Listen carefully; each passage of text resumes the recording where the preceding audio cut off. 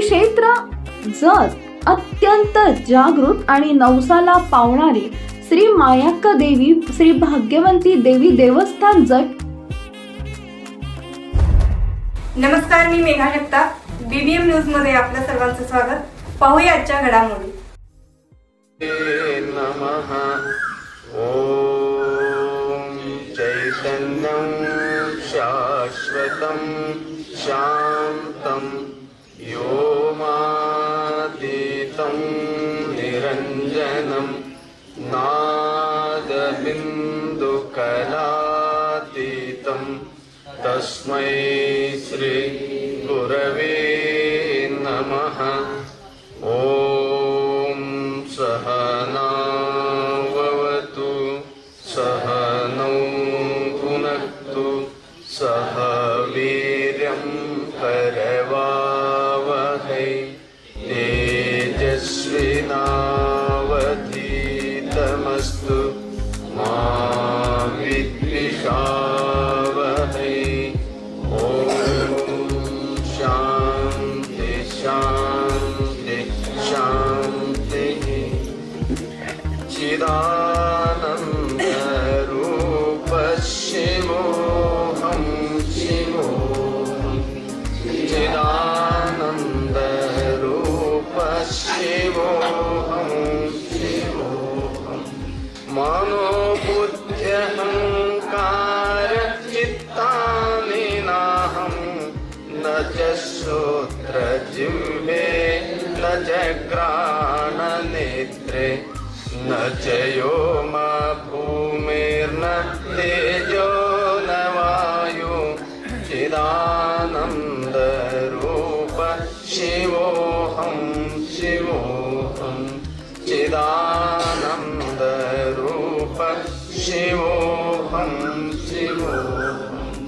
न च प्राणसंज्ञो न वै पञ्चवायुर्न वा सप्तधातुर्न वा पञ्चकोशा न वा पाणिपादं न चोपस्थपायु. चिदानन्दरूप शिवोऽहं शिवोऽहं. चिदानन्दरूप शिवोऽहं शिवोऽहं. न मे द्वेषरागौ न मे लोभमोहौ मदो नैव मे नैव मात्सर्यभावः. न धर्मो न चात्रो न कामो न मोक्षः. चिदानन्दरूप शिवोऽहं शिवोऽहं. चिदानन्दरूप शिवोऽहं शिवोऽहं. न पुण्यं न पापं न सौख्यं न दुःखं न मन्त्रो न तीर्थं न वेदा न यज्ञः. अहं भोजनं नैव भोजन्म भोक्ता. चिदानन्दरूप शिवोऽहं शिवोऽहं. चिदानन्दरूप शिवोऽहं शिवोऽहं. न मन्त्र न गान मे जातिभेदः. पिता नैव मे नैव माता च जन्म. न बन्धुर्न मित्रं न गुरुर्नैव शिष्यः. चिदानन्दरूप शिवोऽहं शिवोऽहं. चिदानन्दरूप शिवोऽहं शिवोऽहं. अहं निर्विकल्पो निराकाररूपो विभुर्व्याप्य सर्वत्र सर्वेन्द्रियाणि. सदा मे समत्वं न मुक्तिर्न बन्धः. चिदानन्दरूप शिवोऽहं शिवोऽहं. चिदानन्दरूप शिवोऽहं शिवोऽहं. चिदानन्दरूप शिवोऽहं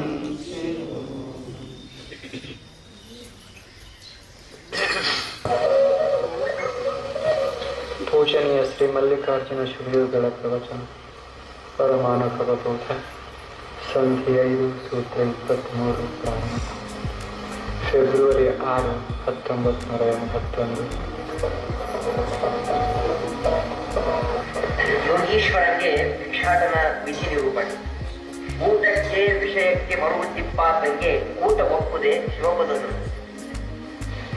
ಹಸಿವಾದಡೆ ಭಿಕ್ಷಾನ್ನವುಂಟು, ಕೃಷಿಯಾದಡೆ ಕೆರೆ ಹಳ್ಳ ಪಾಣಿಗಳುಂಟು,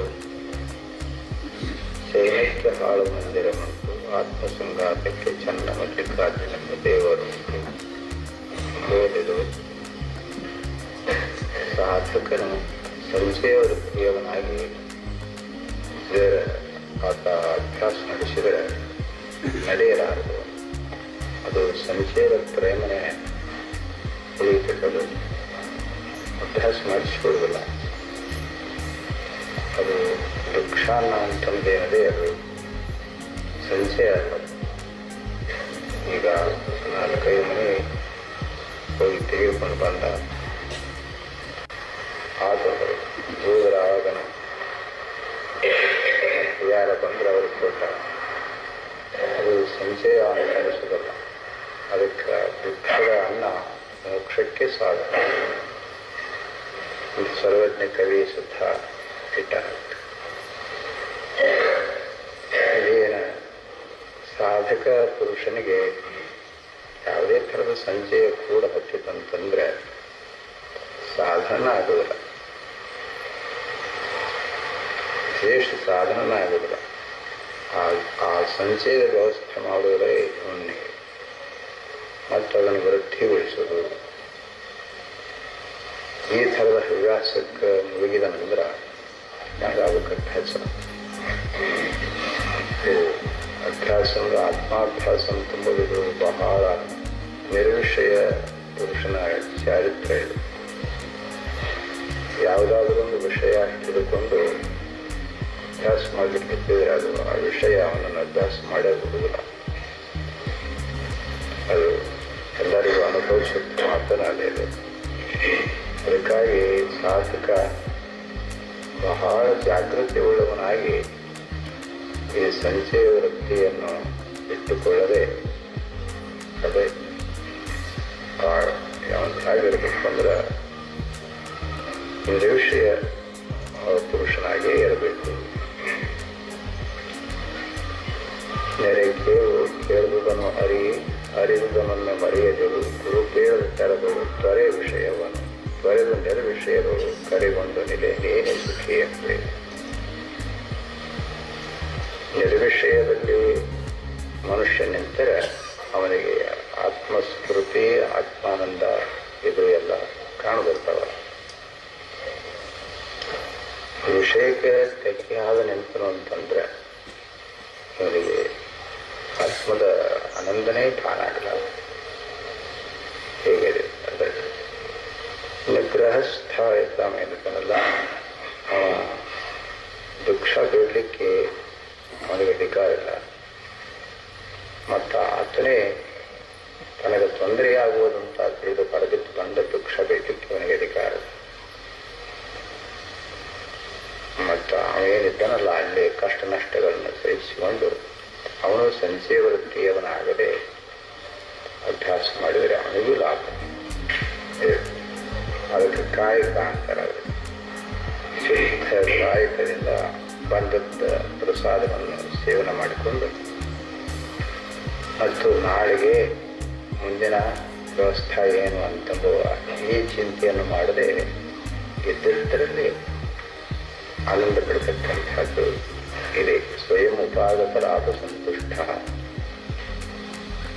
ಈಗ ಈ ಥರದಿಂದ ಸಂತೋಷ ವೃತ್ತಿಯನ್ನು ಬಾಳಿದರೆ ಅವನು ಪ್ರಾಪಂಚಿಕ ಪುರುಷನಿಗಾದರೂ ಅಭ್ಯಾಸ ಸಾಗುವುದು.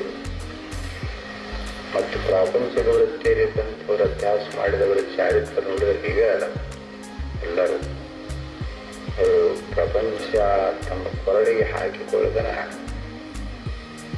ಏನೋ ಒಂದು ಕೂಲಿ ಮನುಷ್ಯರಿದ್ದಂಗೆ ಸಂಸಾರದಲ್ಲಿ ಇದ್ದು ದುಡಿಯುವುದಿಷ್ಟು ಕಾರ್ಯ ಇಷ್ಟೇ ಅವರು. ಆದರೆ ಅದರದ ಆಗು ಹೋಗು ಶುಭಾಶುಭ ಅದರದ ಲಾಭ ಹಾನಿ ಏನಿದೆ ಅದಕ್ಕೆ ಅವರು ಪಾತ್ರರಾಗದೆ ಈಗ ಇದ್ದವರು ಚಾರಿತ್ರನೂ ಅದ. ಇದು ಶರಣರೆಲ್ಲರೂ ಅದೇ ಪ್ರಕಾರವಾಗಿ ಇದ್ದವರು. ಎಲ್ಲರೂ ವಿರಕ್ತರ ಹೀಗೆ ಎಲ್ಲರೂ ಸನ್ಯಾಸ ವೃತ್ತಿಯವರನ್ನು ಹಿಂಗಿಲ್ಲ. ಕಾರಣ ಏನೋ ಒಂದು 4 ಮಂದಿ ಏನಾದ್ರು ಸಿಗ್ಬೋದು, ಬಾಕಿಯವರೆಲ್ಲರೂ ಗೃಹಸ್ಥರಾಗೇ ಇದ್ದರು. ಒಬ್ಬರಿಗಿಂತಲೂ ಒಬ್ಬರು ನಿರ್ವಿಷಯದವರಾಗಿದ್ದರು. ಪತ್ನಿಗಿಂತಲೂ ಪುರುಷನಿಗಿಂತಲೂ ಪತ್ನಿ, ಹೀಗ ಒಬ್ಬರಿಗಿಂತಲೂ ಒಬ್ಬರು ನಿರ್ವಿಷಯ ಅಂತಂದ್ರೆ ಅವರಿಗೆ ಬಹಳ ಆನಂದ ಅನಿಸೋದವರು. ಏನಪ್ಪ ಈ ಸೊಕ್ಕೆ ಆಸೆ ನಿಮಗೆ ಕೈಯ ಅಂತನ್ನೋ ಈ ಶಬ್ದ ನಡೆಯಬೇಕಾದ್ರೆ ಸಂಚಯ ವೃತ್ತಿ ಅಂತಂದು ಇಲ್ಲ ಅಂತ ತಾನೇ ಆಗ್ಬೇಕ. ಇದನ್ನ ಎಲ್ಲ ವಿಚಾರ ಮಾಡಿಕೊಂಡು ಆತ್ಮಾನುಭೂತಿಗೆ ಅವಶ್ಯವಾಗಿ ಮನುಷ್ಯ ಪ್ರಯತ್ನ ಮಾಡಬೇಕಾಗಿದೆ. ಆ ಪ್ರಯತ್ನಕ್ಕೆ ಎಷ್ಟು ವ್ಯವಸ್ಥೆ ಬೇಕು ಅಷ್ಟರ ಮಟ್ಟಿಗೆ ಇಟ್ಟುಕೊಳ್ಳೋದು. ಹೆಚ್ಚಿಗೆ ಆದರೆ ಇನ್ನು ಕಡಿಮೆ ಆದರೆ ನಡೆದಿತ್ತು, ಹೆಚ್ಚಿಗೆ ಆಗಬಾರದು. ಅದರಲ್ಲಿ ಕಡಿಮೆ ಆದರೆ ಇದ್ದದರಲ್ಲಿ ಅತೃಪ್ತನಾಗಲಿಕ್ಕೆ ಅದಕ್ಕೆ ಹೆಚ್ಚಿಗೆ ಆದರೆ ಅದರ ಜೋಪಾನ ಮಾಡೋದು, ಅದರ ವ್ಯಯ ಅಪವ್ಯಯ ಬಹಳ ತ್ರಾಸು ತರಿಗಿಡದು. ಆದ್ದರಿಂದ ಪ್ರಾಪಂಚಿಕ ಪುರುಷನೇ ಇರಲಿ ಅಥವಾ ಸನ್ಯಾಸ ಪುರುಷನೇ ಇರಲಿ, ಅವರು ಈ ಸಂಚಯ ವೃತ್ತಿಗೆ ಆಸ್ಪದ ಆಗದಂತೆ ಅವರು ಅಭ್ಯಾಸ ಮಾಡಬೇಕಾಗುವುದು. ಇಷ್ಟೆಲ್ಲ ವಿಷಯಗಳನ್ನು ಈ ಸೂತ್ರದಲ್ಲಿ ಅವರು ಕೊಡ್ತಾರೆ. ಆದರೆ ಈ 2 ವಿಷಯಗಳನ್ನು ಮೂಲತಃ ಇಟ್ಟಾರ. ಒಂದು ಊಟ, ಒಂದು ಕೂಟ. ಕೂಟಕ್ಕೆ ಮರುವು ತಿಪ್ಪಾತಂಗೆ ಕೂಟ ಒಪ್ಪುದೇ ಶಿವಪದರು. ಇದು ಒಂದು ಶಬ್ದ, ಬಹಳ ಚುರುಕು ಶಬ್ದ ಇದ್ದಾರೆ. ಊಟ ಮತ್ತು ಕೂಟ, ಊಟದ ಆಶೆ ಮತ್ತು ಕೂಟದ ಆಶೆ, ಇವೆರಡೂ ಏನಿದಾವಲ್ಲ ಮನುಷ್ಯನನ್ನ ಬಹಳ ಜಲ್ತಾವ, ಬಹಳ ಸಣ್ಣ ನೇರಗೈ ಮಾಡಿರ್ತಾವೆ. ಆ ಊಟ ಇದ್ದರೆ ಯತ್ರ ಧೂಮಃ ತತ್ರ ವನ್ನಿ ಅಂತಂದಂಗೆ ಯತ್ರ ಊಟ ತತ್ರ ಕೂಟ. ಅವು ವ್ಯಾಪ್ತಿನ ಅಲ್ಲಿ ಎಲ್ಲಿ ತಿನ್ನಬಡಕದನ ಅಲ್ಲಿ ಆ ಕೂಟದ ಬಗ್ಗೆ ಅವನಿಗೆ ಆಸಕ್ತಿ ಹುಟ್ಟಿದ್ದೇವೆ. ಸಂಘಾತ್ ಸಂಜಾಯತೆ ಕಾಮಃ ಕಾಮಾತ್ ಕ್ರೋಧೋ ಜಾಯತೆ ಅಂತಂದಂಗೆ ಸಂಘ ಎಲ್ಲಿದೆ ಅದರ ಕೂಡ ಕೂಟದ ವಿಷಯಕ ಮನುಷ್ಯನಿಗೆ ಅದರ ಊಟದ ಯಾವಾಗ ಅವನ ಹಿಡಿತದಲ್ಲಿ ಇತ್ತು ಅಂತಂದ್ರೆ ಊಟದ ಬಗ್ಗೆ ಅಷ್ಟೊಂದು ಆಕಾಂಕ್ಷ ಇಚ್ಛಾ ಹರಿಯುವುದಿಲ್ಲ.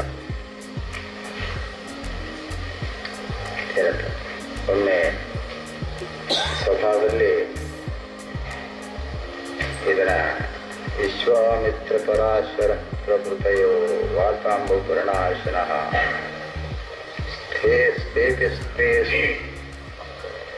ಸುಲಲಿತಂ ಸ್ತ್ರೀಮುಖಂ ದೃಷ್ಟ್ವಾ ಮೋಹಂ ಗತಾಃ ಶಾಲ್ಯಾನ್ನಂ ಸಘೃತಂ ಪಯೋಧರಿಯತಂ ಅಂತನ್ನುವಂಥದ್ದೊಂದು ಒಂದು ಶ್ಲೋಕ ಇದೆ. ಅದನ್ನು ನಾನು ಹೇಳ್ಬೇಕು. ಸ್ವಭಾವದಲ್ಲಿ ಅಂದ್ರೆ ವಿಶ್ವಾಮಿತ್ರ ಪರಾಶರಾದಿ ಮುನಿಗಳು ಅವರು ವಾತಾಂಬು ಪರಿಣಾಶನ ಬರೀ ಹವಾ ತಿಂದು ಅವರು ಅಭ್ಯಾಸ ಮಾಡಿದರು. ಗಿಡದ ಎಲಿ ತಳಗ ಬೆದ್ದದ್ದನ್ನು ತಿಂದು ಅಭ್ಯಾಸ ಮಾಡಿದರು. ಇಂಥವರು ಕೂಡ ಸುರಳಿತಮ್ಮ ಸ್ತ್ರೀ ಮುಖಂ ದೃಷ್ಟ್ವಾ ಮೋಹಂಗತಾಃ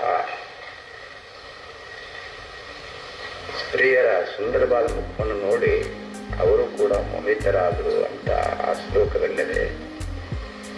ಇನ್ನ ಶಾಲ್ಯಾನ್ನಂ ಸಘೃತಂ ಪಯೋಧಯುತಂ. ಸಣ್ಣಕ್ಕಿ ಅನ್ನ, ಅದರ ತುಂಬ ಹಾಲ, ಅದರ ತುಂಬ ತುಪ್ಪ, ಇದನ್ನೆಲ್ಲ ಮಿಷ್ಟಾನ್ನವನ್ನು ಬರೆದು ಇಂದ್ರಿಯ ನಿಗ್ರಹ ಅಂತಂದ್ರೆ ವಿಂಧ್ಯಾಚಲ ಪರ್ವತ ಸಮುದ್ರದಲ್ಲಿ ಎಂದು ತೇಲಿತು ಅಂದಿವರಿಗೆ ಇಂದ್ರಿಯ ನಿಗ್ರಹ ಬಂದಿತು ಅಂತ. ವಿಂಧ್ಯಾಚಲ ಪರ್ವತ ಸಮುದ್ರದಲ್ಲಿ ತೇರಲಿಲ್ಲ, ಇಷ್ಟು ತಿಂದವರಿಗೆ ಇಂದ್ರಿಯ ನಿಗ್ರಹ ಆಗಲಿಲ್ಲ ಅಂತ ಹಿಂಗ ಆ ಶ್ಲೋಕದಲ್ಲಿದೆ ಹೇಳ್ತಿದ್ದೆ. ಹೇಳೋದ ಅಪ್ಪಗಳು ಒಮ್ಮಿಂದೊಮ್ಮೆ ತಡೆದರೆ ವಿಶ್ವಾಮಿತ್ರ ಪರಾಶರ ಪ್ರಭುದೇವ ಅಂತಂದು ವಾತಾಂಬು ಪರಿಣಾಶನ ಅನ್ನೋದೇನದೆ ಅದನ್ನ ನೀ ಏನಾರ ಅನುಭವ ಮಾಡಿ ಅಂತ ಕೇಳಿದ್ರೆ ನನಗೆ.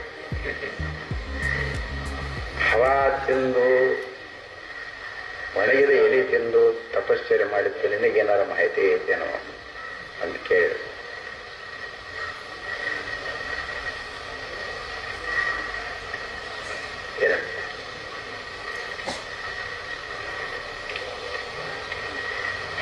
ಹಂಗೆ ಅನ್ಬಾರ್ದು. ಅದೇನೋ ಅದು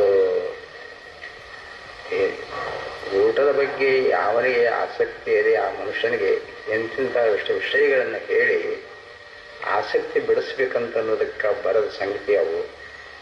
ಅವನ್ನ ಅದು ಎಷ್ಟು ತಾನು ನಿರ್ವಿಷಯ ಆದಾನ ಏನಪ್ಪ, ಈ ಊಟದ ಬಗ್ಗೆ ತಾನು ಎಷ್ಟು ಜಾಗೃತಿ ಉಳ್ಳವನಾಗ್ಯಾನ ಅಷ್ಟು ಅವನಿಗೆ ಕಲ್ಯಾಣದೆ ಅಂತ ಈ ದಾರಿ ಇದ್ರ ಮಾತುಗಳು. ಅದ ಮೊದಲ ಇಂದ್ರಿಯಗಳ ವಿಕಾಸ ಆಗಬೇಕಾದರೂ ಊಟದಿಂದ ವಿಕಾಸ. ತಮ್ಮ ತಮ್ಮ ತಮ್ಮ ವಿಷಯಗಳಿಗೆ ಇಂದ್ರಿಯಗಳು ಅಂಟಿಕೊಳ್ಳಬೇಕಾತಂದ್ರೆ ವಿಷಯ ಸಂಬಂಧ ಆದ್ರೆ ಊಟ ಬರೋಬ್ಬರಿ ಬಿತ್ತು ಅಂತಂದ್ರೆ ಕಣ್ಣು, ಕಿವಿ, ನಾಲಿಗೆ, ಚರ್ಮ ಇವೆಲ್ಲ 5 ಜ್ಞಾನೇಂದ್ರಿಯಗಳು ತಮ್ಮ ತಮ್ಮ ವಿಷಯಗಳಿಗೆ ಇವು ಅಂಟಿಕೊಳ್ಳುವ ಸ್ವಭಾವದೆ. ಯಾವನಿಗೆ ಅವು ಹಸುವಿನ ಬಾಧನ ಅಧಿಕ ಆಗಿ ಇರುವುದು ಈ ಜಡ್ಡಾದಾಗ ನೋಡಲ್ಲ. ಜಡ್ಡಾದಾಗ 4 ಗಂಟೆ ಜ್ವರ ಪರ ಪಡೆದು ಚಳಿಪಳಿ ಪಡೆದು ಏನೇನು ತಿನ್ನಕ್ಕೆ ಬಾರ್ದಂಗೆ ಆಗಿರ್ತಾನಲ್ಲ ಆ ಬಸ್ಸಿನೊಳಗೆ ಎಲ್ಲರೂ ಇರ್ತಾರ ಅವನ ಹತ್ರ. ಆದ್ರೂ ಅವ್ರನ್ನ ಮುಟ್ಟಕ್ಕೆ ಸುದ್ದ ಬ್ಯಾಡ ಆಕತಿ, ತಿನ್ನಕ್ಕೆ ಸುದ್ದ ಬ್ಯಾಡ ಆಗ್ತದೆ. ಮನುಷ್ಯನ ಹರಿಯುವುದಿಲ್ಲ ಅದು. ಹಾಗೇನೆ ಇಂದ್ರಿಯ ಸಂಯಮನ ಅಂತಂದ್ರೆ ಉಣ್ಣೋದು ಅಂತಂದ್ರೆ ಇದು ಬಹಳ ಇದು ಅತಿಕ್ರಮಣ ಐತಿ, ಭಾರಿ ಅತಿಕ್ರಮಣ ಐತದೆ. ಯೋಗಿಗಳಿಗೆ ಒಂದೇ ಹೊತ್ತು ಊಟ ಮಾಡಬೇಕು, ಭೋಗಿಗಳು 2 ಹೊತ್ತು ಉಣ್ಣಬೇಕು ಏನಂತ ಅಂತ ಈ ಕಟ್ಟಳೆಯನ್ನು ಹಾಕ್ಯಾರಲ್ಲ, ಅದು ಬಹಳ ಸಮರ್ಪಕವಾದ ವಿಚಾರ. ಸ್ವಲ್ಪ 1 ಹೊತ್ತು ಊಟ ಮಾಡಿಕೊಂಡು ಅದಾದರೂ ಕ್ಷುದ್ವ್ಯಾದಿತ್ಯ ಚಿಕಿತ್ಸೆ ತಾನು ಹಸಿವಿನ ನೀರಿಳಿಕೆಗಳಿಗಾಗಿ ಆತ ಉಣ್ಣಬೇಕಾಗಿದೆ. ನಾಲಿಗೆಯ ರುಚಿಗಾಗಿ ಅಲ್ಲ, ಬಟ್ಟೆಯ ಬೆಳೆಸ್ಕೋಬೇಕಂತಂಬುದಕ್ಕಾಗಿ ಅಲ್ಲ. ಅದು ತಾನೇ ತೋರಿಸ್ತದೆ. ಬಟ್ಟೆ ಮುಂದಕ್ಕೆ ಬಂತಂದ್ರೆ ಅತಿಕ್ರಮಣ ಆಗಿತ್ತು ನೋಡೋದು ತಾನೇ ತೋರಿಸ್ತದೆ. ತಾನೇ ತೋರಿಸ್ತದೆ. ಎತ್ತೋ ಮನುಷ್ಯ ನೆಟ್ಟಗನ ಹೋಗಿತ್ತು, ಅದು ಕೂರಿಗೆ ಹೋಗಿತ್ತು ಅಂದ್ರೆ ಸರಿ ಅಂತ. ಒಂದು ಸ್ವಲ್ಪ ಹೀಗೆ 2ನೇದು ಹೊತ್ತಾಗ ಹೀಗೆ ಕೂರಿಗೆ ಹೋಗಿತ್ತು ಅಂದ್ರೆ ಅತಿಕ್ರಮಣ ಅನ್ನೋದಿಲ್ಲ. ಹಾಗೆ ಎದೆ ದಾಟಿ ಹೊಟ್ಟೆ ಮುಂದಕ್ಕೆ ಬಂತಂದ್ರೆ ಇದಕ್ಕೇನಂದ್ಬೇಕು, ಇದಕ್ಕೆ ಅತಿಕ್ರಮಣ ಬೇಕು. ಇನ್ನೂ ಒಳಗೆ ಇರಲಿ ಅನ್ಬೇಕಾದ್ರೆ ಅದೇನು ಅಡ್ಡಿ ಇಲ್ಲ. ಒಂದು ಸಾಲು ಹೊರಬಿದ್ದು ಬಂತಂದ್ರೆ ಅತಿಕ್ರಮಣ ಅಂತ. ತಿಂದು ತಿಂದು ತಿಂದು ತಿಂದು ತಿಂದು ಯೋಗಾಭ್ಯಾಸವನ್ನು ಮಾಡಬೇಕಂತಂದ್ರೆ ಯಾರು ಆಗೋದು ಏನಪ್ಪ, ಆಗೋದು ಯಾರಿಗಲ್ಲ, ಆಗೋದು ಯಾರಿಗದು. ಮೊದಲ ಎಲ್ಲ ಜೀವಾಲಂಪಟನಾಗಿ ತಿರುಗುವ ಮನುಷ್ಯನಿಗೆ ಇದು ಯೋಗಾಭ್ಯಾಸ ಆಗಬೇಕಂತಂದ್ರೆ ಹ್ಯಾಂಗಾಗೋದು ಭಾಳ ಚಂದ ದೃಷ್ಟಾಂತ ಕೊಡೋರು ಅಪ್ಪಗಳು. ಗಂಟೆ ದೃಷ್ಟಾಂತ ಕೊಡೋರು. ಮ್ಯಾಲಿನ ಗಂಟೆ ಮ್ಯಾಲಿನ ಹಿಂಗೆ ಹಿಂಗೆ ಹಾಕಿದ್ರೆ ಬುಡಕಿನ ಹಿಂಗೆ ಹಿಂಗೆ ಹಾಕೋದು ದೃಷ್ಟಾಂತ ಕೊಡೋರು. ಹಂಗೆ ಊಟದಾಗ ಹಿಂಗೆ ಹಾಕೈತೆ ಅಂದ್ರೆ ಬುಡಕಿನ ಹಿಂಗೆ ಹಿಂಗೆ ಹಾಕೋದು. ಊಟದಾಗನ ಭಾಳ ಜಬರ್ದಸ್ತ್ ನಿಮಗಾದ್ರೂ ಗೃಹಸ್ಥರಿಗಾದ್ರೆ ಅದು ನೇಮನ ಅಟ ಬಾಯಿ ನಾಲಿಗೆ ಬಿಗಿ ಹಿಡಿದುಕೊಂಡಿರಿ. ತಂದದ್ದೆಲ್ಲ ತಿನ್ನಬೇಕಂತ ಹಠಕ್ಕೆ ಹೋಗ್ಬೇಡಿ. ಅದೇ ನಿಮ್ಮದಲ್ಲ, ಅದು ಪರಮಾತ್ಮನದು. ಮಾ ಗೃಹ ಕಶಿಸಿ ಧನ ಆಸೆ ಮಾಡಬೇಡ, ಅದ್ರ ಮೇಲೆ ಆಸಕ್ತನಾಗಬೇಡ. ಯಾರ್ದದು ಧನ ಅದು ಪರಮಾತ್ಮನದಿದೆ. ಹಾಗೆ ಆಸಕ್ತನಾಗಿ ಎಲ್ಲ ಕುಂತ್ಕೊಂಡು ಅವರೊಬ್ರು ಮಾಡೋವ ಒಬ್ಬರು ತಿನ್ನೋವ. ಏನು ಮ್ಯಾಲ ಕೂಡೈತೆಪ್ಪ ಅದು. ಮಾಡಿಕೊತ ತಿನ್ಕೊಂತ ಅವರು ಠಣ್ಣೆ ಆದ್ರು, ತಿನ್ಕೊಂತ ಇವರು ಠಣ್ಣೆ ಆದ್ರು. ಈ ಇಬ್ಬರು ಪ್ರಕೃತಿ ಭಾಳ ಚಲೋ ಆಗಿ ನೋಡಕ್ ಕುಂತಾರೆ. ತಕಡೆ ಕುಂದ್ರಿಸಿದ್ರೆ ಇವನಾರ ಜಡ ಹಾಕನ, ಅವರವ್ರ ಜಡ. ದಂಪತಿ ದಮ್ಮನಪತಿ ದಂಪತಿ.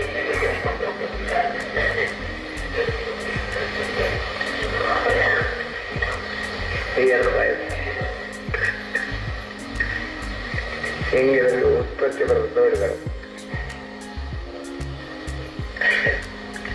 ಊಟ ಬಹಳ ಅದಕ್ಕೆ ಆಗ್ತದೆ.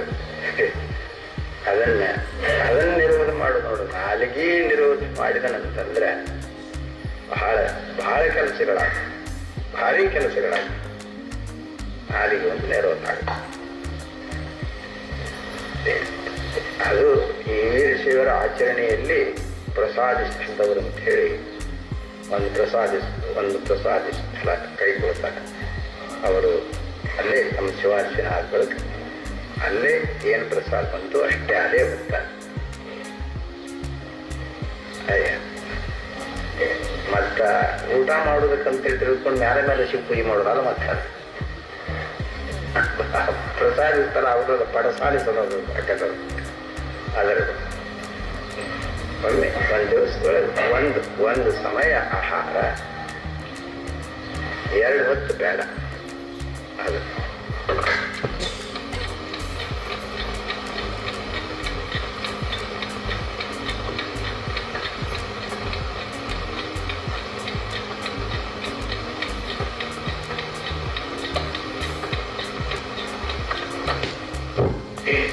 ಕಣ್ಣು ಮನ ನಾಲಿಗೆಯು ತನ್ನನೆಂದನ ಬೇಡ, ಅಂದಳು ಕೊಂದರೆಂದನ ಬೇಡ, ಇವು 3 ನೆನ್ನನ್ನೇ ಕೊಲ್ಲುವು. ಎಷ್ಟು ಚಟಗಳಿಗೆದ್ದವು ಏನ ಅಳತೆ ಬದ್ದ ಮನೆಯೊಳಗೆ ಮಾಡಿ ಹಾಕುವವರಿದ್ದಾರೆ, ಇವೂ ಸಾಧ್ಯ. ಪ್ಯಾಟಿ ಒಳಗೆ ಮಾಡಿ ಹಾಕುವವರಿದ್ದಾರೆ, ಇವೂ ಸಾಧ್ಯ. ಮತ್ತೆಲ್ಲಿಯೂ ಮಾಡಿ ಹಾಕುವುದರ ಇವೂ ಸಾಧ್ಯ. ತಿಂದು ತಿಂದು ತಿಂದು ತಿಂದು ತಿಂದು ಯೋಗ ವೃತ್ತಿ ಅನ್ನೋದು ಹೋಗಲಿ, ಕಡಿಮೆ ಭೋಗ ವೃತ್ತಿಯು ಕೂಡ ಕುಂಠಿತ ಆಗೋದು. ಇದಕ್ಕೂ ಶಕ್ತಿ ಏನಾಗ್ಬೋದು. ಎಲ್ಲಿಯಾದ್ರೂ ಇದೊಂದು ಅಭ್ಯಾಸ ಬೇಕಬೇಕು. ಇದು ಊಟ ಕೂಟ, ಊಟಕ್ಕೂ ಮರಗಬಾರದು, ಕೂಟಕ್ಕೂ ಮರಗಬಾರದು. ಬಹಳ ಕೆಡಕದ ಕೂಟ ಅಂತ ಅನ್ನೋದು. ಇಡೀ ಇವನ ಪುಣ್ಯ ಹಾನಿ, ಇವನ ಸತ್ವ ಹಾನಿ, ಇವನ ತೇಜ ಹಾನಿ, ಇವನ ಕೀರ್ತಿ ಹಾನಿ, ಇವನಿಗೆ ದೊರೆಯುವ ಮುಂದ ಅಣಿವಾದಿ ಸಿದ್ಧಿಗಳ ಹಾನಿ. ಇದು ಅಲ್ಲದೆ ಪರಮಾತ್ಮನೇ ತಾನಾಗುವಂಥದ್ದು ಪುರುಷಾರ್ಥದ ಹಾನಿ. ಇಷ್ಟೆಲ್ಲ ಹಾನಿ ತಂದುಕೊಡುವಂಥದ್ದೈತದು ಕೂಡ.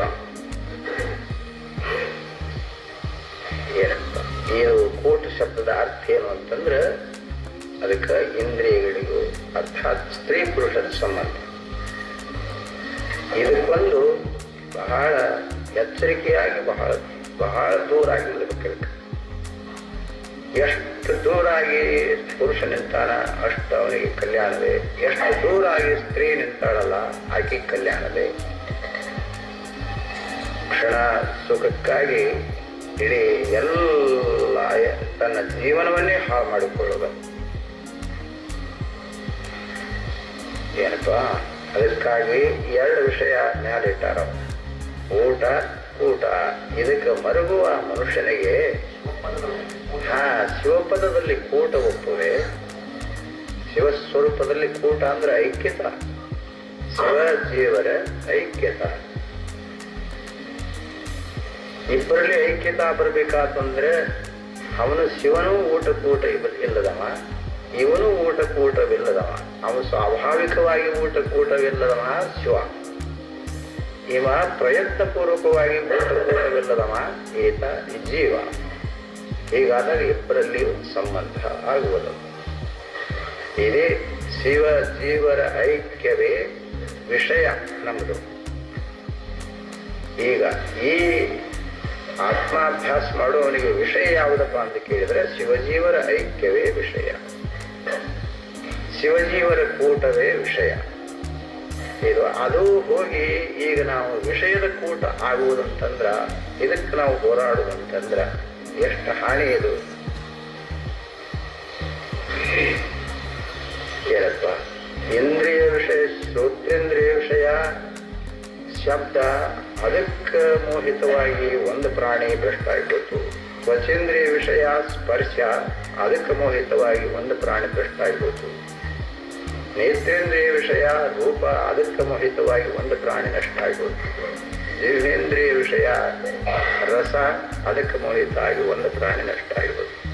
ಹಿಂಗ 5 ಇಂದ್ರಿಯಗಳಿಗೆ ಮೋಹಿತ ಆಗಿ ಒಂದೊಂದು ಪ್ರಾಣಿಗಳು ಎಲ್ಲವೂ ಸತ್ಯಾನಾಶ ಮಾಡಿಕೊಂಡು ಹೋದವು. ಆದರೆ ಬಳಸಿದ 5 ಇಂದ್ರಿಯದ ಗುಣಗಳು ಸುಳಿಯಲು ಎಂತುಳಿವೆ ನೀನು. ಈ 5 ಇಂದ್ರಿಯ ಗುಣದಲ್ಲಿ ನೀನು ಬಿದ್ದದ್ದಾದ್ರೆ ನೀನು ಉಳಿಯುವುದು ಹೇಗೆ? ಏನಪ್ಪ, ಬಹಳ ಎಚ್ಚರಿಕೆ ಉಳ್ಳವರಾಗಿ ಊಟದ ಬಗ್ಗೆ ಅಷ್ಟೇ ಲಕ್ಷ್ಯ ಕೊಡಬೇಕು, ಮತ್ತು ಕೂಟದ ಬಗ್ಗೆ ಆದರೂ ಅಷ್ಟೇ ಜಾಗೃತಿ ಉಳ್ಳವರಾಗ್ತಾರೆ. ಅದು ಒಂದೇ ಇಂದ್ರಿಯ ಕೂಟ ಅಂತ ಅನ್ನೋಂಗಿಲ್ಲ, 5 ಇಂದ್ರಿಯಗಳ ಕೂಟ. ಅದಕ್ಕಾಗಿ ಊಟ ಮತ್ತು ಕೂಟ ಇದರ ಬಗ್ಗೆ ಆಸಕ್ತಿ ಉಳ್ಳಂತಹ ಮನುಷ್ಯ ಈತನು ಶಿವಪದದಲ್ಲಿ ಈತ ಐಕ್ಯ ಆಗಲಿಕ್ಕೆ ಬರಲಾರದು. ಶಬ್ದ ಸ್ಪರ್ಶ ರೂಪರಸಗಂಧ ರಹಿತವಾದಂತಹ ಆತ್ಮವಸ್ತು, ಪ್ರತ್ಯೇಗಾತ್ಮವಸ್ತು, ಆತನಲ್ಲಿ ಈತ ಸಮರಸ ಆಗ್ಬೇಕಾತಂದ್ರೆ ಜಾಗ್ರ ಸ್ವಪ್ನ ಸುಪ್ತಿಗಳಲ್ಲಿರುವಂತಹ ಈ ವಿಷಯಗಳನ್ನ ಈತ ಬಿಟ್ಟುಕೊಡ್ಬೇಕು. ಜಾಗ್ರ ವಿಷಯವನ್ನ ಹಿಡಿದುಕೊಂಡು ಹೋಗಿ ಪ್ರತ್ಯೇಗಾತ್ಮದಲ್ಲಿ ಸಂಬಂಧಪಟ್ಟೇನಂತಂದ್ರೆ, ಸ್ವಪ್ನ ವಿಷಯಗಳನ್ನೆಲ್ಲ ಹಿಡ್ಕೊಂಡು ಹೋಗಿ ನಾನು ಪ್ರತ್ಯೇಗಾತ್ಮದಲ್ಲಿ ಸಂಬಂಧ ಆಗಿದ್ದೀನಿ ಅಂತಂದ್ರೆ, ಸುಪ್ತಿಯಲ್ಲಿರುವಂತ ವಿಷಯಗಳನ್ನೆಲ್ಲ ಹಿಡಿದುಕೊಂಡು ಹೋಗಿ ನಾನು ಪ್ರತ್ಯೇಗಾತ್ಮನಲ್ಲಿ ಸಂಬಂಧ ಆಗಿದ್ದೇನಂತಂದ್ರೆ ಬರಲಾರದು. ಇವನ್ನಿಲ್ಲೇ ಕೈ ಬಿಡಬೇಕು. ವಿಷಯಗಳಂತನೂ ಏನು ಬಂಧನಕಾರಕ ವಿಷಯಗಳಂತನೂ ಏನದವಲ್ಲ, ಇವನ್ನಿಲ್ಲೇ ಕೈ, ಜಾಗೃತ ವಿಷಯಗಳನ್ನು ಜಾಗೃತದಲ್ಲೇ ಕೈ ಬಿಡೋದು, ಸ್ವಪ್ನದ ವಿಷಯಗಳನ್ನೆಲ್ಲವನ್ನ ಅಲ್ಲೇ ಕೈ ಬಿಡೋದು, ಸತ್ಯ ವಿಷಯಗಳನ್ನ ಅಲ್ಲೇ ಕೈ ಬಿಡೋದು. ವಿಷಯ ಬಿಟ್ಟು ಇವನ್ ನಿರ್ವಿಷಯಾಗಿ ಮುಂದಕ್ಕೆ ಹೋಗೋದಿಲ್ಲ. ಇವನ ಕಟ್ಕೊಂಡು ಮುಂದಕ್ಕೆ ಹೋಗಕ್ಕೆ ಆಗೋದಿಲ್ಲ.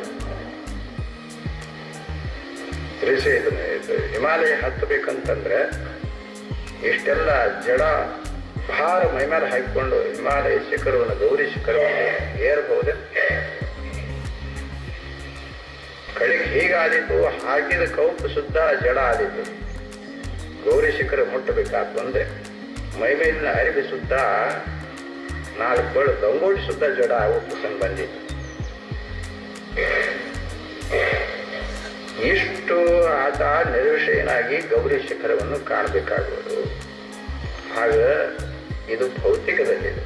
ಅಧ್ಯಾತ್ಮದಲ್ಲಿ ಅಂತಂದ್ರೆ ಗೌರಿ ಶಿಖರದಕ್ಕಿಂತಲೂ ಕಠಿಣ ಪ್ರತ್ಯೇಗಾತ್ಮ ಚೈತನ್ಯದಲ್ಲಿ ಜೀವನ ಸಮರಸನಾಗುವುದಂತಂದ್ರೆ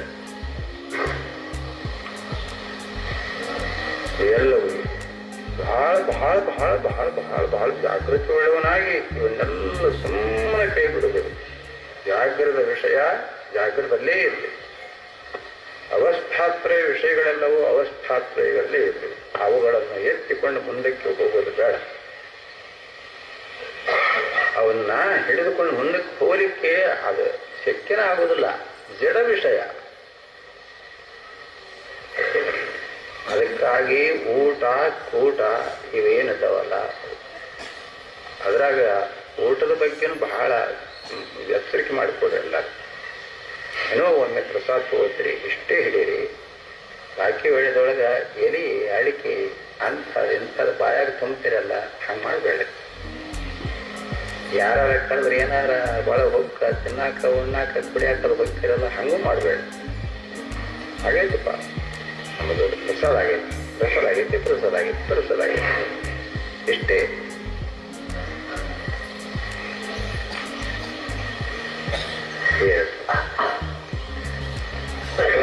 ಅದೊಂದು ವ್ರತ ನೀವು ಗ್ರಹಣ ಮಾಡಿಕೊಂಡ್ರಿ ಅಂತಂದ್ರೆ ನಿಮ್ಮ ಹಣನ ಉಳಿತದ್ದು, ನಿಮ್ಮ ಗುಣನ ಉಳಿತದ್ದು, ನಿಮ್ಮ ಶರೀರದಲ್ಲಿ ಒಂದು ಥರದ ಆರೋಗ್ಯನ ಬರ್ತದದು, ಸದಸತ್ ವಿವೇಕ ಶಕ್ತಿ ತನ್ನಿಂದ ತಾನೇ ಬೆಳೀತದೆ.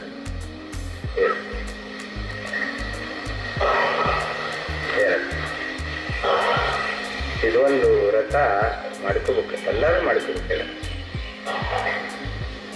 ನೇಮನ ಆಯ್ತು, ಇದೊಂದು ಇದೇನಾಗ ಕಠಿಣ ಆಯ್ತೇನ ಇದು ಸಂಕಟ? ಕಠಿಣ ಆಯ್ತು, ಹಗರ ಆಯ್ತು, ಹಗರ ಆಯ್ತು, ಹಗರ ಆಯ್ತು. ಯಾಕಂದ್ರೆ ಸಿಗಲಿಕ್ಕಿಲ್ಲ ಹಿಂದಗಡೆ.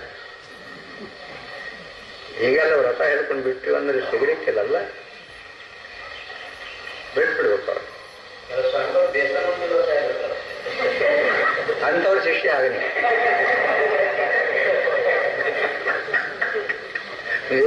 ರಾಣಿ ದೇವಿ ಆಗ ನೋಡಿ, ಬೇರೆ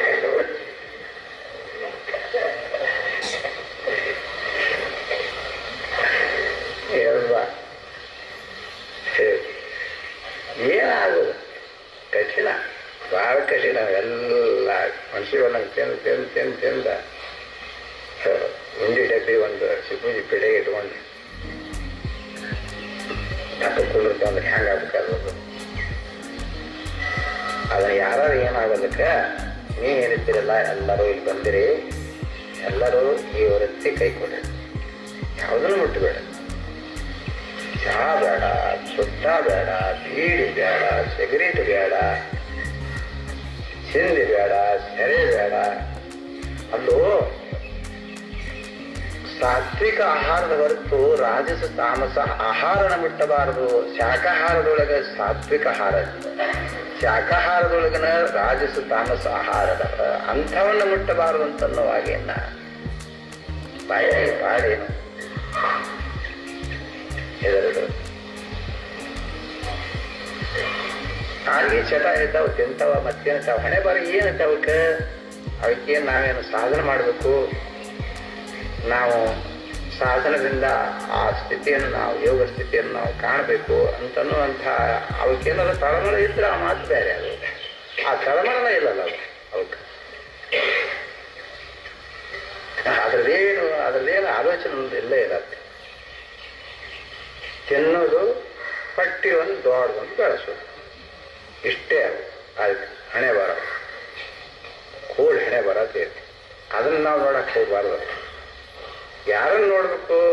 ವ್ಯಭಿಚಾರಿ ನೋಡಿಕೊಂಡು ಬಾಳೆ ಮಾಡಬಾರ್ದು, ಕುಲಾಂಗನಿಯನ್ನು ನೋಡಿಕೊಂಡು ಬಾಳೆ ಮಾಡಬೇಕು. ವ್ಯಭಿಚಾರಿಣಿಯನ್ನ ಪ್ರಮಾಣವಾಗಿ ಇಟ್ಟುಕೊಂಡು ಸಂಸಾರ ಮಾಡ್ಲಿಕ್ಕೆ ಹೋಗಬಾರ್ದು. ಕುಲಾಂಗನಿ ಯಾರಿದ್ದಾರಲ್ಲ ಅಂಥ ಭಾಗ್ಯವತಿ ಸೌಭಾಗ್ಯವತಿಯನ್ನು ಮುಂದಿಟ್ಟುಕೊಂಡು ನಾವು ಮುಂದಕ್ಕೆ ಸಾಗಬೇಕಾಗುತ್ತೆ. ಎರಡು ವಿಷಯಗಳ ಬಗ್ಗೆ ಇದು ಬಹಳ ಎಚ್ಚರಿಕೆ ಇರಬೇಕು. ಒಂದು ನೇಮನ ಮಾಡಿರಿ ಅದನ್ನ.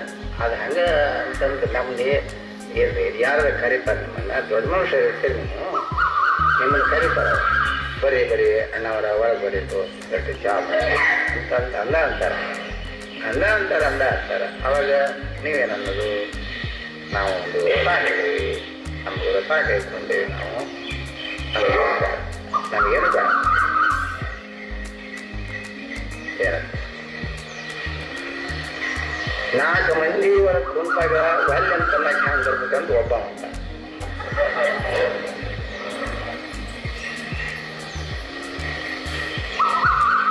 ಏನಪ್ಪ ಮಂದಿಗಳು ಹೊಂದ್ಕೊಂಡು ಹೋಗ್ಬೇಕಂತ ಒಬ್ಬ ಅಂತ.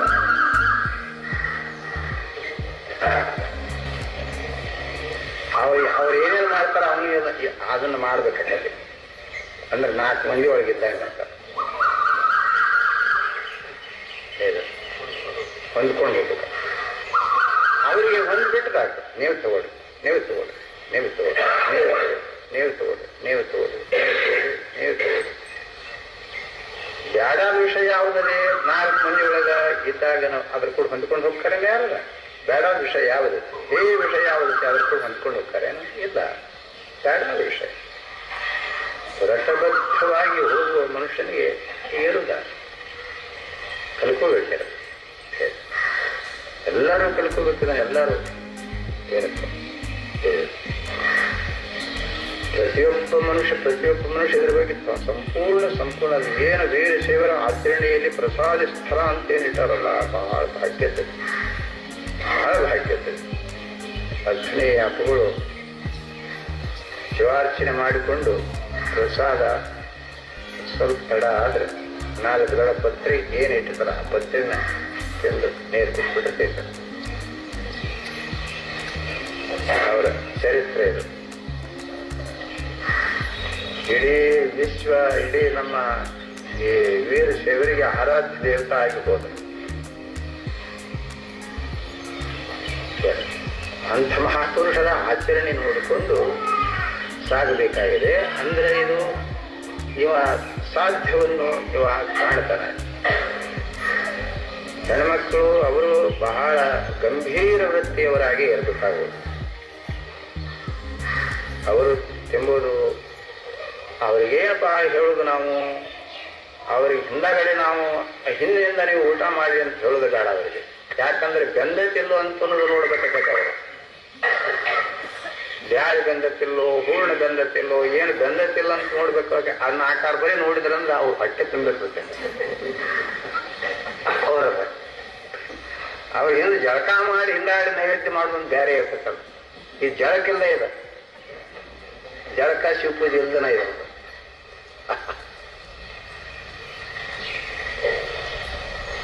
ಅದು ಒಂದು ನೇಮನ ಅವರಿಗೂ ಬಹಳ ನೇಮ ಹಿಡ್ಕೊಂಡು ಅವರು ಹೋದ್ರೆ ಅವರ ಆತ್ಮಗೂ ಶಾಂತಿ. ಎಲ್ಲರಿಗೂ, ಸ್ತ್ರೀ ಪುರುಷರಿಗೆ ಎಲ್ಲರಿಗೇನು, ಒಬ್ಬರಿಗೆ ಇವರಿಗೆ ಅಂತನೋ ಇದೆ, ಇವರಿಗೆ ಊಟ ಇವೇನದವಲ್ಲ.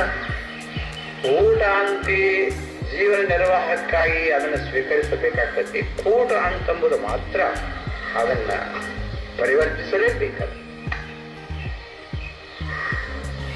ಏನಕ್ಕೆ ಒಮ್ಮೆ ಆದ್ರ ಕಿಮ್ಮತ್ತು ಕಳ್ಕೊಂಡಿತು ಅಂತಂದ್ರೆ ಕಿಮ್ಮತ್ತು ಬರಲಾರ್ದು, ಆ ಬೆಲೆನ ಬರಲಾರ್ದು. ಅದಕ್ಕಾಗಿ ಮನುಷ್ಯ ಬಹಳ ಎಚ್ಚರಿಕೆ ಉಳ್ಳವನಾಗಬೇಕು. ಇಷ್ಟು ವಿಷಯ ಕೊಟ್ಟ ನಾವು 2 ದಿವಸದ ಆಯುಷ್ಯ ಏನಾದರೂ ಸಂಗ್ರಹ ಮಾಡಿಕೊಂಡೇವಿ, ಏನಾದರೂ ತಿಂದೇವಿ, ಏನಾದರೂ ಕೂಡೇವಿ. ಆದ್ರೆ ಈ ಆಯುಷ್ಯ ಮುಂದೆ ಸಿಗೋದಿಲ್ಲ. ಈಗ ನಾವು ಸಂಪಾದನೆ ಮಾಡಿಕೊಳ್ಳುವಂತ ಶಿವನನ್ನೇ ಕೂಡುವುದದೇ, ಪರಮಾತ್ಮನೊಳಗೆ ಸಮರಸ ಆಗುವುದದೇ. ಇದಕ್ಕಾಗಿ ಬಹಳ ದುಡಿಯಬೇಕಾಗಿದೆ. ಇಷ್ಟು ಸೂತ್ರದಲ್ಲಿ ಒಂದು ವ್ಯಾಂಗ ವೃತ್ತಿಯಿಂದ ಅಂತ ನಾವು ಊಟಕ್ಕೆ ಕೂಟಕ್ಕೆ ಮರುಗು ತಿಪ್ಪ ತಂಗಿ, ಆ ಮರುಗು ಶಬ್ದ ನೋಡಿ ಅಂತದ್ದು. ಯಾವನಾರ ಏನಾರು ಊಟ ಮಾಡ್ತಿದ್ರೆ ಮರ ಮರ ಮರ ಮರ ಮರುಗ್ತಿರ್ತಾವ ಕೆಲವು. ಏನ್ ನಮ್ಮ ದೈವದಲ್ಲಿ ಇರಾಕಿಲ್ಲ ಇಂಥ ಊಟ ಅಂತ ಮರುಗ್ತಾವ. ಯಾರು ನಿಮ್ಮಂಥವ್ರು ಲಗ್ನ ಮಾಡ್ಕೊಳ್ತಿದ್ರೆ ನಮ್ಮ ಮನ್ಯಾಗ ಏನೈತಿ ಅಂತ ಮರುಗ್ತಾವ.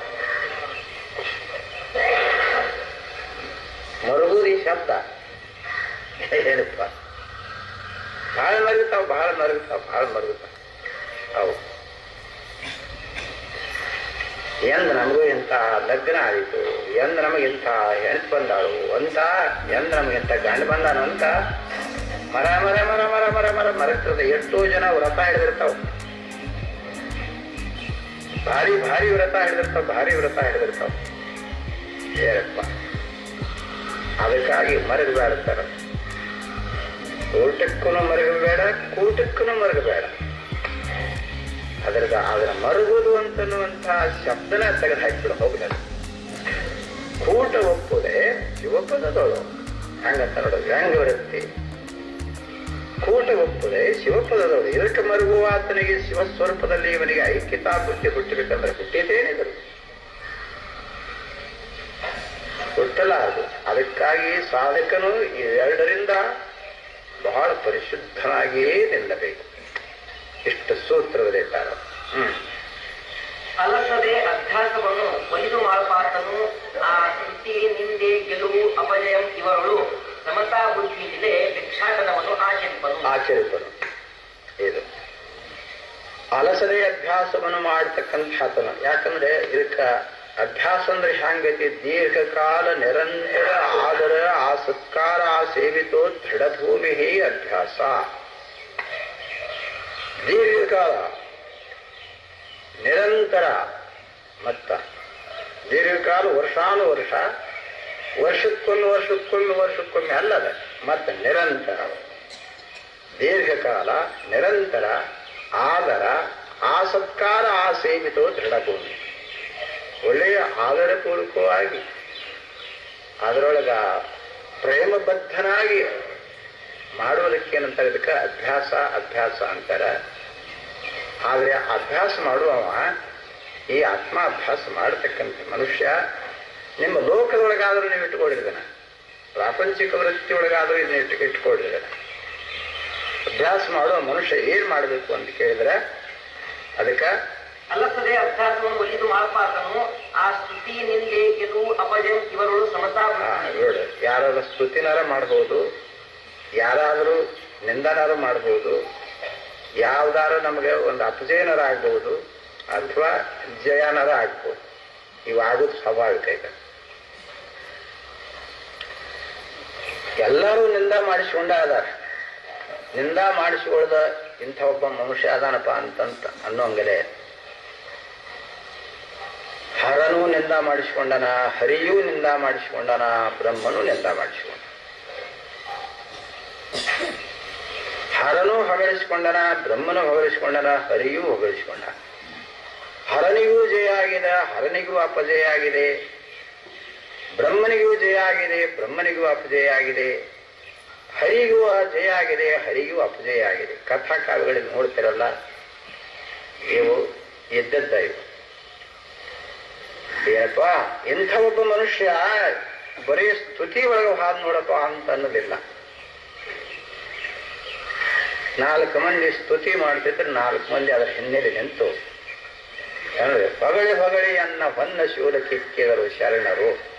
ಶರಣರಂತನ್ನೋರು ಹೊಗಳಿದರು, ಶರಣರಾಗದವರು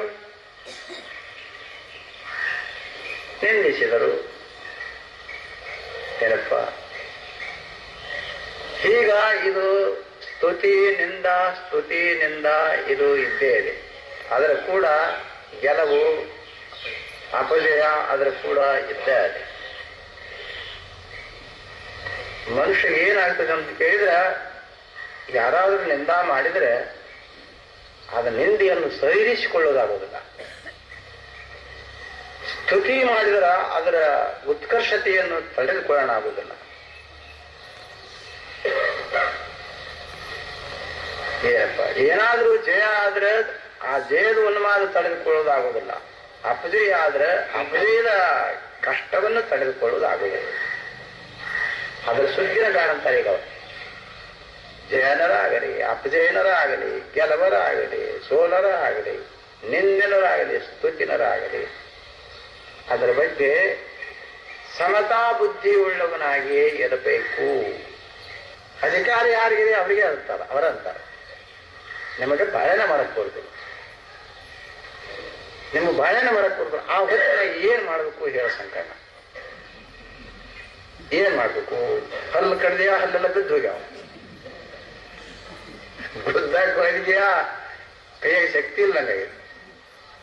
ಏನಪ್ಪ, ಚಟ್ನ ಜಿಗಿದು ಹೋಗಿ ಹೊಡೆದೇನಂತಂದ್ರೆ ಕಣ್ಣು ಹೋಗ್ಯಾವ. ಈ ಶಬ್ದ ಹಂಗ ಕಟ ಕಟ ಕಟ ಕಟ ಕಟ ಒಂದು ಅಳತಿ ಬರ್ತಾವ. ಹಂಗಾವು. ಹಲೋ, ನಿಮ್ಗೆ ಬಾಳೆ ಮಾಡಕ್ ಕೊಡುದಿಲ್ಲ. ಹಲೋ, ನಿಮ್ಗೆ ಬಾಳೆ ಮಾಡಕ್ ಕೊಡುದಿಲ್ಲ. ಹಲೋ, ನಿಮ್ಗೆ ಬಾಳೆ ಮಾಡಕ್ ಕೊಡುದಿಲ್ಲ. ಏನ್ ಮಾಡುದು? ಅವತ್ತಿಗೆ ಈಗ ಅರ್ಧಮರ್ಧ ಆಗೈತಿ ನಿಮ್ ಬಾಳೆ. ಈಗ ಇದ್ರ ಅರ್ಧಮರ್ಧ ಹಿಂಗ್ ಅನಿಸ್ಕೊಂಡಿರಿ. ಇನ್ನಷ್ಟು ದಿವಸಕ್ಕೆ ಪೂರ್ವ ಅನಿಸ್ಕೊಳ್ಳೋದು. ಮುಂದೆ ಬರ್ತಾಳ ಬಗ್ಗೆ ಸೊಸಿ,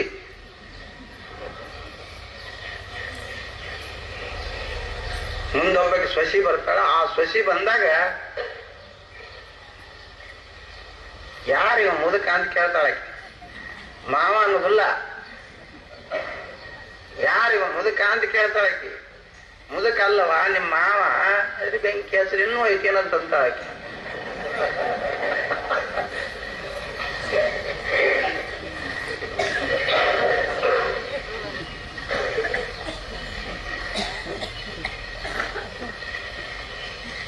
ಮತ್ತೊಂದು ಪಕ್ಷದವರ ಬರ್ತಾರ, ಅವಾಗ ಆಳಾಕ ನಿಮ್ ಪಕ್ಷ ಹೋಗ್ತದೆ, ಬೀಳ್ತದೆ. ನಿಮ್ ಪಕ್ಷ ಮುರಾರ್ಜಿ ಪಕ್ಷ ಬಿದ್ದಾಗ ನಿಮ್ ಪಕ್ಷ ಬೀಳ್ತದೆ. ಮತ್ತೊಂದು ಪಕ್ಷ ಬರ್ತದೆ, ಅವಾಗ ಏನ್ ಮಾಡ್ತೀವಿ? ಯಾಕೆ ಬಿಡಾಕ್ತಾರ?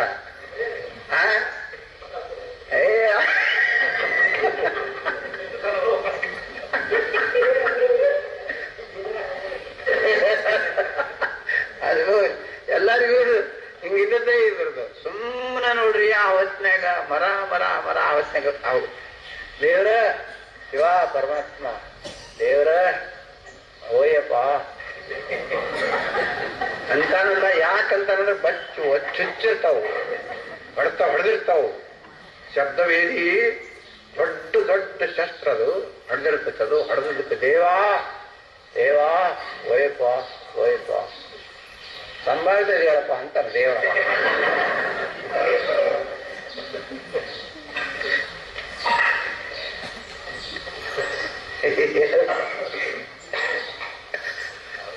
ಏನಾಗುವುದು? ಅದು ಬರುದ, ಅದು ಸುಮ್ಮನೆ ಈಗಾಗಲೇ ತಟಸ್ಥ ಆಗಿಬಿಡಿದಲ್ಲ. ಆ ಸ್ತುತಿನೂ ಬೇಡ, ಆ ನಿಂದೆನೂ ಬೇಡ. ಸ್ತುತಿನೂ ಕರ್ಕೊಳ್ಬೇಡ್ರಿ, ಆ ನಿಂದೆಯನ್ನು ಸ್ತುತಿ ಕರ್ಕೊಳ್ದು ಬಿಟ್ಟಿವಿ ಅಂದ್ರೆ ನಿಂದ ಕರ್ಕೊಳಕ್ ಬರುವುದಿಲ್ಲ. ಇಲ್ಲ ಗೆಲವನ ಬೇಡಪ್ಪ ಅಂತಂದ್ರೆ ಅಪಜಯ ಅಂತ ಅನ್ನೋದು ಅದು ಕೂಡ ಇಲ್ಲ ಇಲ್ಲ.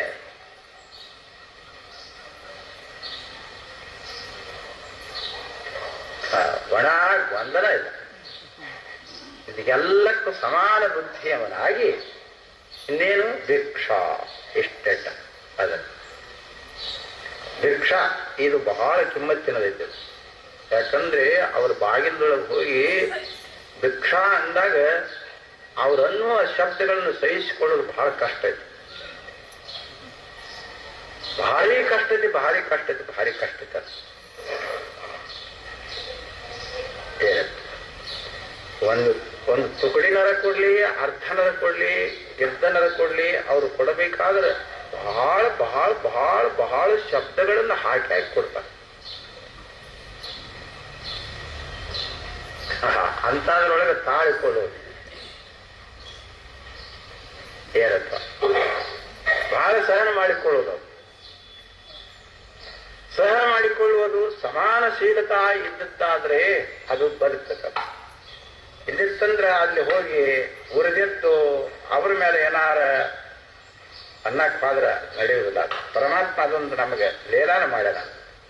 ಭಿಕ್ಷಾಟನ ಲೀಲಾ ಅಂತ ಒಂದು ಲೀಲಾನ ಹೋಯ್ತು. ಅಲ್ಲೇ ಭಿಕ್ಷಾಂದೇಹಿ ಕೃಪಾವಲಂಬನ ಕರೆ ಮಾತಾನ್ನ ಪೂರ್ಣೇಶ್ವರಿ ಅಂತ ಏನ್ ನೀಡ್ತಾರ ಅದರ ಸಮಾನ. ಹಸಿವಿಯಾದಡೆ ಭಿಕ್ಷಾನ್ನಮುಂಟು ಅಂತ ಮಹಾದೇವಿ ಅಂತ ಅದಕ್ಕೆ. ಹಸಿವಿಯಾದಡೆ ಭಿಕ್ಷಾನ್ನಮುಂಟು. ಈ ಸಂಚಯ ವೃತ್ತಿ ಮಾತ್ರ ಬೇಡ.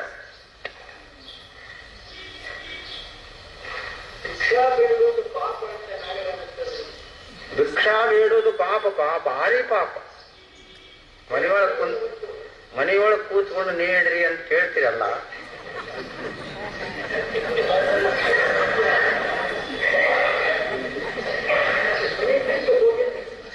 ಇಲ್ಲಿ ಮನೆಯಾಗ ಕಲ್ತೀರಿ ಅಲ್ಲೋ. ಭಿಕ್ಷಾ ಬೇಡುದು ಇಲ್ಲೇ ಕಲ್ತಿರಲ್ಲ ಮನ್ಯಾಗ. ಇನ್ನೂ ಹಚ್ಚರಾಗಿಲ್ಲನ?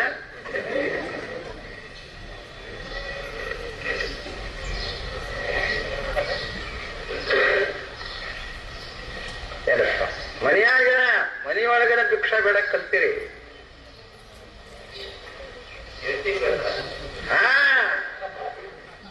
ಹೇಳ್ತೇಕೆ ದಮ್ಮನ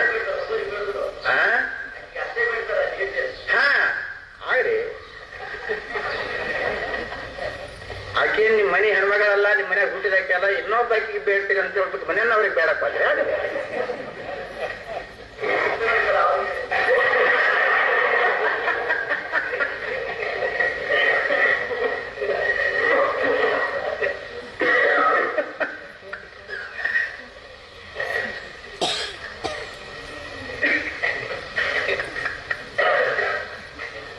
ಅಲ್ಲಾದ್ರೂ ಏನನ್ಬೇಕು, ನೀಡ್ರಿ ಅಂತ ಅನ್ನಬೇಕಲ್ಲ.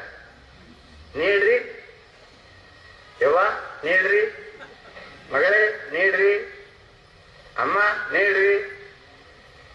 ಬಾಗಲ್ದಾಗಾದ್ರೂ ಅದೇ ಶಬ್ದ ಉಪಯೋಗ ಮಾಡ್ಯಾನ, ಪಡಿಸೋದಾಗಾದ್ರೂ ಅದೇ ಶಬ್ದ ಮಾಡ್ಯಾನ, ಅಡಿಗೆ ಮನೆಗಾದ್ರೂ ಅದೇ ಶಬ್ದ ಉಪಯೋಗ ಮಾಡ್ಯಾನ.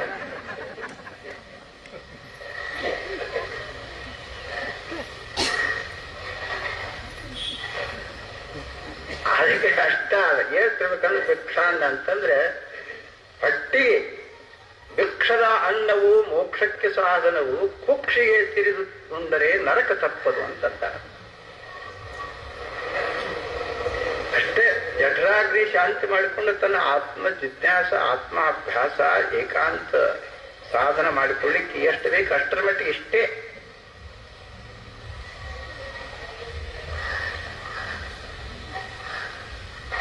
ಅದು ಹೆಚ್ಚಿಗೆ ಸ್ವಾದಾನ್ನಂ ನತುಯಾಚ್ಯತಾಂ.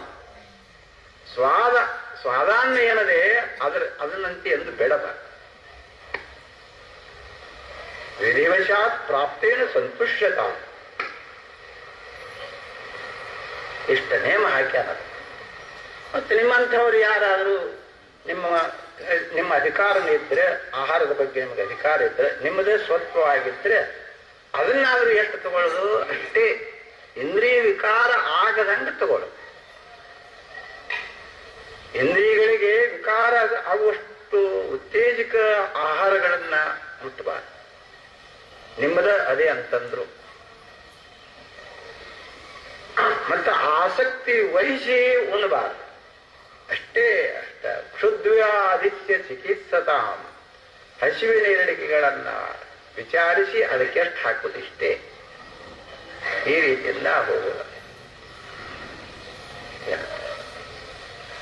ಬಹುತೇಕ ಅಂತಂದ್ರೆ ಸಾಧಕರು ಅಂತಂದ್ರೆ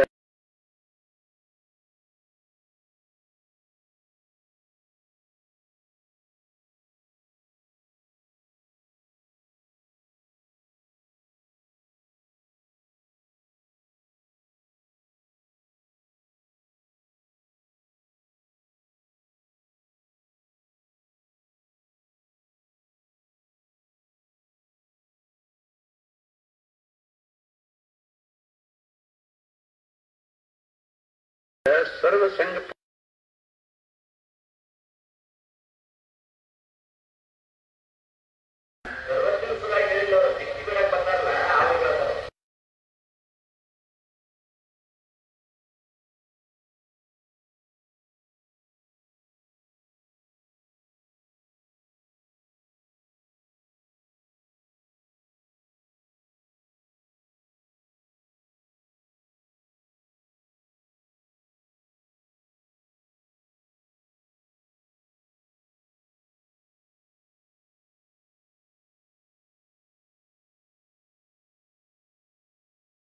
ಹಿಂಗ ಅದ ಅದ ಅದ ಹಾ ಅದೇ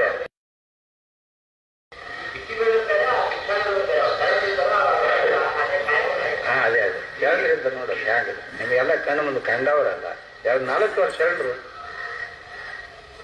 ಪ್ರತಿದಿನ ಭಿಕ್ಷಾ. ಅವರು ಹಿಟ್ಟಿನ ಭಿಕ್ಷೆ.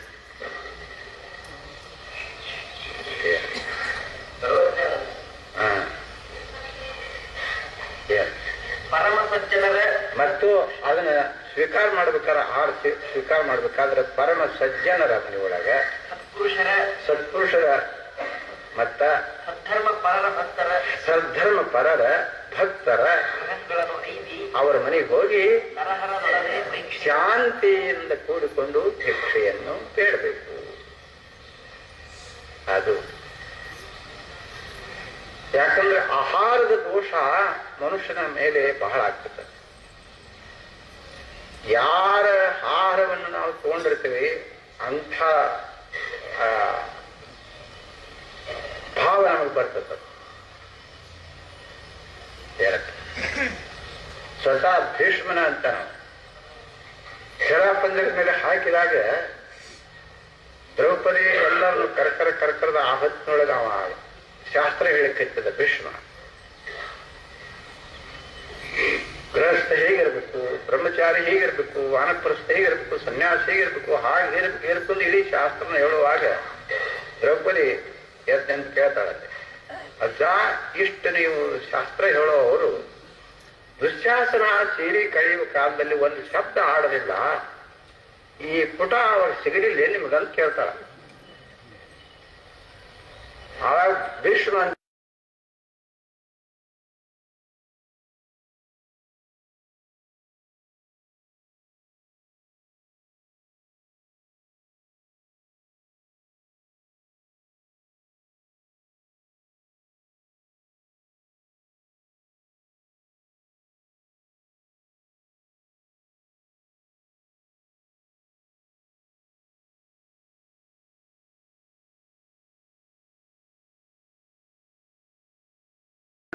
ಬದ್ಧ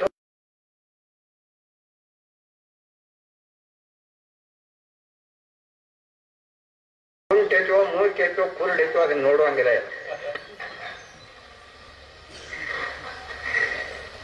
ಅವ್ರ ಬ್ರೇಕ್ ಬಿದ್ದೀವಿ ಅಂದ್ರೆ ಆಗ್ಬೋದು. ಅದೊಂದು ಮಾತ್ರ ನೀವು ನಡೆಸ್ತೀರಿ ಲೋಕದೊಳಗೆ. ಬ್ರೇಕ್ ಬಿದ್ದೀವಂದ್ರೆ ಮುಂದೆ ನಮ್ಮದು ನಡೆಯುವುದಿಲ್ಲ ಅಂತ ತಿಳ್ಕೊಂಡು ಅಲ್ಲಿ ಮಾತ್ರ ಬರೋಬ್ಬರಿ ನಿರೋಧ ಮಾಡ್ತಾರೆ. ಹಂಗನ ಇದು ಆಹಾರ ತೆಗೆದುಕೊಳ್ಳಬೇಕಾದ್ರೆ ಸಜ್ಜನರು, ಸದ್ಭಕ್ತರು, ಪುಣ್ಯ ಪುರುಷರು ಯಾರಿದ್ದಾರಲ್ಲ ಅವರ ಮನೆಯೊಳಗ ಅಲ್ಲಿ ನಿಂತ್ಕೊಂಡು ಸಂತೋಷದಿಂದ ಆಹಾರವನ್ನು ತಕ್ಕೋಬೇಕಾಗಿ. ಇಲ್ದಿದ್ರ ಅವರ ದೇಶ ವೃತ್ತಿ ಇದು ಇತ್ತು. ಲೋಭಿಗಳ ಆಹಾರ ತಗೊಂಡ್ರೆ ಇವನು ಲೋಭಿನ ಆಗ್ತಾನೆ. ಲೋಭಿಗಳ ಆಹಾರ ಸುತ್ತ ತಗೋಬಾರದು. ಏನಪ್ಪ, ಸಜ್ಜನರು ಸದ್ಭಕ್ತರು ಅಂತ ಪ್ರಸಿದ್ಧರಿರ್ತಾರಲ್ಲ ಅವ್ರೇನೋ ಏನೊಂದು ಫಲ ಬೇಡದೆ ಸ್ವಾಮಿ ದೇವರ ಪ್ರತ್ಯರ್ಥವಾಗಿ ದುಡಿಯವರು ಯಾರು ಇರ್ತಾರಲ್ಲ ಅಂತ ಸಜ್ಜನರ ಆಹಾರವನ್ನು ತಗೋದು.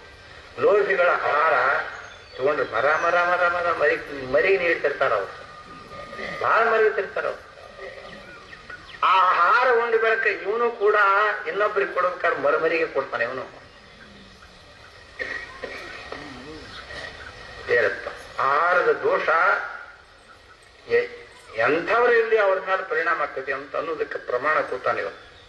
ಬದ್ಧೋಸ್ಮ ಅರ್ಥೇನಕ್ಕೆ ಬರುತ್ತೆ. ಭೀಷ್ಮನ ಪರಿಣಾಮ ಅಲ್ಲ, ಭೀಷ್ಮ, ದ್ರೋಣ, ಅಶ್ವತ್ಥಾಮ, ಕೃಪಾಚಾರಿ ಇವರೆಲ್ಲರೂ ಇದು ಭಾರತದೊಳಗಿನ ಪ್ರಮಾಣ. ನಿಮ್ಮದು ಇದು ಓಟಿನ ಕಾಲಕ್ಕಂತೂ ನಿಮ್ಗೆ ಗುರ್ತಾಯ್ತು. ಯಾರ ನೀವು ಉಂಡಿ ಚಹಾ ಹೊಡೆದಿರ್ತೀರಂತಂದ ಬಳಿಕ ಅಲ್ಲೇ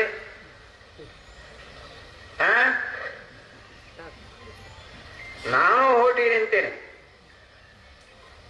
ನಾನು ಒಬ್ಬ ಹೋಟಿ ನಿಂತೇನೆ. ಒಬ್ಬ ಮನುಷ್ಯ ಒಬ್ಬ ಹೋಟಿ ನಿಂತ ಅವನ ಮನೆಯೊಳಗೆ ಚಹಾ ಚುಟ್ಟ ನಿಂದಿ ಅನ್ನೋದೆಲ್ಲ ಮಾಡಿರ್ತಿ. ಅಲ್ಲಿ ಏನ್ ತಗೊಂಡು ಸ್ವಾಮಿಗೆ ಹಾಕ್ರಿ ಅಂತೀಯ. ಆ ಸ್ವಾಮಿಗೆ ಏನು ಗುರ್ತತೆ ನಮಗ? ಬರೀ ಕುತ್ಕೊಂಡು ಶಿವನ ಮಂಟಪದಾಗ ಹೇಳುದು ಅದು ಕಲ್ತಾನ. ಅವೇನ ರಾಜಕಾರಣಿನ ಬೆಂಕಿ ಹತ್ತಿರ ಸುಮ್ಮನೆ ತಂದ ಅವನ್ನ ನಿಲ್ಲಿಸ್ಯಾರ. ಭೀಷ್ಮನ ಎದುರಿಗೆ ಶಿಖಂಡಿ ನಿಲ್ಲಿಸಿದ. ಏನ್ ಮಾಡವ? ನಮ್ಮವರೇನಿದಾರಲ್ಲ ಇವರು ಮಹಾವೀರರು, ಇವರಿಗೆ ನೀವು ಮತ ಕೊಡ್ಲಿಕ್ಕೆ ಬೇಕು ಅಂತ ಹೇಳ್ತೀವಿ. ಯಾಕೆ ಹೇಳ್ತಿ ಅಂತ ಕೇಳಿದ್ರೆ ಯಾಕೆ ಹೇಳ್ತಿ ಅಂತ ಕೇಳಿದ್ರೆ ಏನಪ್ಪ ಯಾಕೆ ಹೇಳ್ತಿ ಅಂದ್ರೆ ಅದಕ್ಕೆ ಹೇಳೋದು. ಇನ್ನೂ ಬಲವಾದ ದೃಷ್ಟ ಅಂತ ಕೇಳಿದ್ರೆ ಮನೆಯೊಳಗೆ ನಿಮ್ ಹ್ಯಾಂಡ್ರ್ ಮಾಡ್ತೀನಿ ಯಾಕೆ ಹೇಳ್ತೀರಿ ಅಂತಂದ್ರೆ ವರದಕ್ಷಿಣ ತಗೊಂಡು ತಿನ್ಸಿರ್ತಾರ ಅವರು. ಮುಕ್ಕಿ ತಿನ್ಸಿರ್ತಾರೆ ನೋಡೋದ್ರ. ಮುಕ್ಕಿ 2-3 ಹೊತ್ತಲ್ಲ ಹದ ಮಾಡಿ ಏನು ಹಾಕಿರ್ತಾರಲ್ಲ.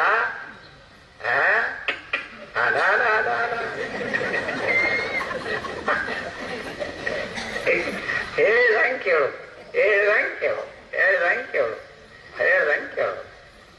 ಅವು ಇಲ್ವಾ ಹೋದ್ನು, ಅಪ್ಪ ಎಲ್ಲಿ ಹೋದ್ನು, ತಂಗಿ ಎಲ್ಲಿ ಹೋದ್ನು, ಅಕ್ಕ ಎಲ್ಲಿ ಹೋದ್ರು, ಎಕಡೆ ಹೋದ್ರು ಹೋದ.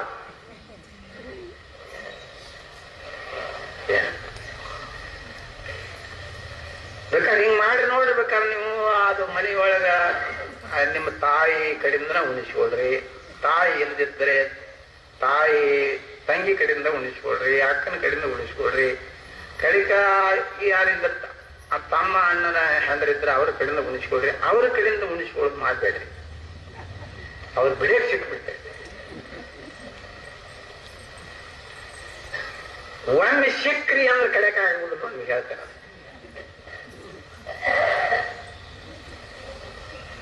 ಬಹಳ ಲಗಾಮ ಬಹಳ ದೊಡ್ಡವ.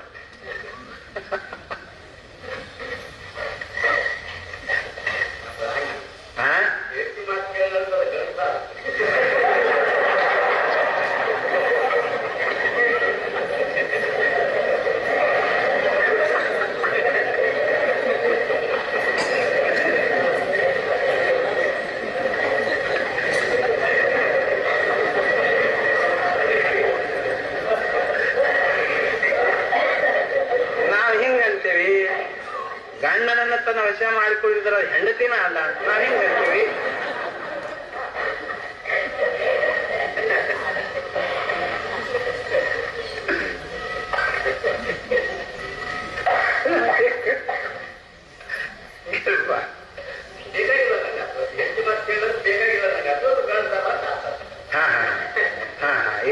ಇಷ್ಟ ಅರ್ಥ.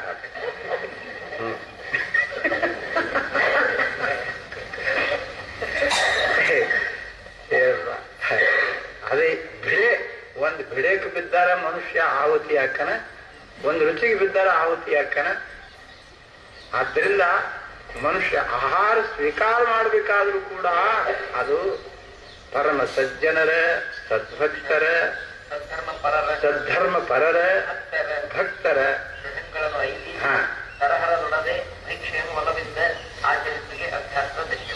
ಅಭ್ಯಾಸದೆಯವರು ಈ ರೀತಿಯಾಗಿ ಆಹಾರ ಸ್ವೀಕರಿಸಬೇಕು. ಜಲ, ಸಕ್ರ, ದಧಿ, ದುಗ್ಧ, ಫಲ, ಕವಿ ಎನ್ನ ಆದ್ಯ ಭಿನ್ನಕಾರಿಗಳೆಲ್ಲವ ನಲವಿಂದೆ ಯೋಗಿ ಭಿಕ್ಷೆಗಳು ಅನುಕರಿಸುವುದು. ಅವರು ಆ ಮನೆ ಅಂಥವ್ರ ಮನೆಗೆ ಹೋಗಿ ಸಾಕು, ನಮಗೆ ಒಂದಿಷ್ಟು ಅವರು ಒಂದು ವಾಟಿ ನೀರು ಕೊಡಿ.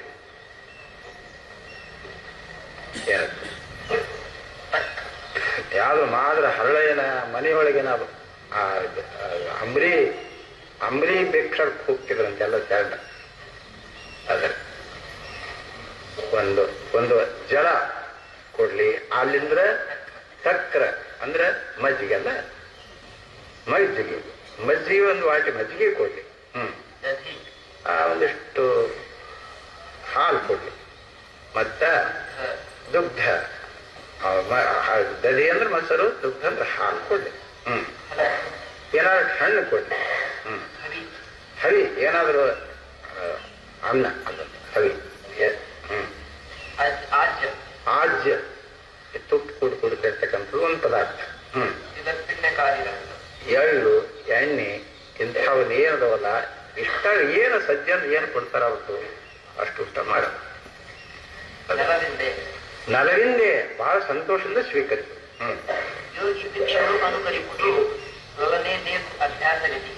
ಅಭ್ಯಾಸಗತಿಯೊಳಗ ಇದು ಲೇಸ್. ಪಾಣಿ ಪಾತ್ರೆಯಾಗಲಿ, ನಾರು ಪಾತ್ರೆಯಾಗಲಿ, ಇದೆ ನೋಡಿ ಕೈ ಪಾಣಿ ಪಾತ್ರೆ ಇದೆ. ಕರಪಾತ್ರೆ ಅಂತಾರ, ಕರಪಾತ್ರೆ. ಈ ಶಂಕರಾಚಾರ್ಯ ಶಿಷ್ಯರೊಬ್ಬರು ಕರಪಾತ್ರಜಿ ಅಂತ ಹೇಳಿ ಪ್ರಸಿದ್ಧನ, ಅವರು ಈಗ ದೇಬಿಟ್ಟು 4-5 ವರ್ಷ ಆಗಿರ್ಬೋದು. ಬಹಳ ಪ್ರಸಿದ್ಧ ಮನುಷ್ಯರು. ಕಾಗಡಿ ಹೋಗುದು, ಕರಪಾತ್ರ ಕೈ ಹಿಂಗ್ ಮಾಡೋದು, ಅಲ್ಲೇ ದೊಡ್ಡ ವಿದ್ವಾನ್, ಭಾರಿ ವಿದ್ವಾನ್. ಎಲ್ಲಿಯಾದ್ರೂ ಹೋಗಿ ಸಭಾದೊಳಗೆ ನಿಂತು ಉಪದೇಶ ಮಾಡ್ಲಿಕ್ಕೆ ಹಚ್ಚಿದ್ರೆ ಎಲ್ಲ ಜನ ಆನಂದ ಪಡ್ಬೇಕು ಅಂತವ್ರು. ಕರಪಾತ್ರಜಿ ಅಂತವ್ರಿಗೆ ಹೆಸರು ಬರುತ್ತೆ. ಅವರು ವಯೋವೃದ್ಧರಾಗಿ ತೀರ ಬಹಳ ಶಕ್ತಿಹೀನರಾದಾಗ ಶಂಕರಾಚಾರ್ಯರು ಮತ್ತೆ ಆಜ್ಞೆ ಮಾಡಿದರು, ಏನಪ್ಪ ನೀನು ವಾಹನವನ್ನು ಏರ್ಲಿಕ್ಕೆ ಅಡ್ಡಿಯಲ್ಲ, ಅಲ್ಲಿಂದ ವಾಹನ, ಮೋಟಾರು, ವಿಮಾನ. ಅವ್ರ ಪ್ರವಚನ ಮುಂಬೈನೊಳಗೆ ಒಂದು ಹೊತ್ತು ಕಲ್ಕತ್ತದ ಒಂದು ಹೊತ್ತು ಹಿಂಗಿರುವುದು ಅವರಿಗೆ. ಅಲ್ಲಿಂದ ವಾಹನ ಸ್ವೀಕಾರ ಮಾಡಿದರು. ಕರಪಾತ್ರಜಿ ಅಂತ ಅವ್ರಿಗೆ ಹೆಸರೇನು ಅವ್ರಿಗೆ. ಬಹಳ ಚಲೋ ಇತ್ತು, ಬಹಳ ಚಲೋ ಇತ್ತು. ವಿದ್ವಾನ್, ಭಾರಿ ವಿದ್ವಾನ್. ನಮ್ಮ ಇವರಿದ್ರು ಇಲ್ಲಿ ಬಾಗಲಕೋಟೆಯಲ್ಲಿ, ಅವ್ರ ಹೆಸರು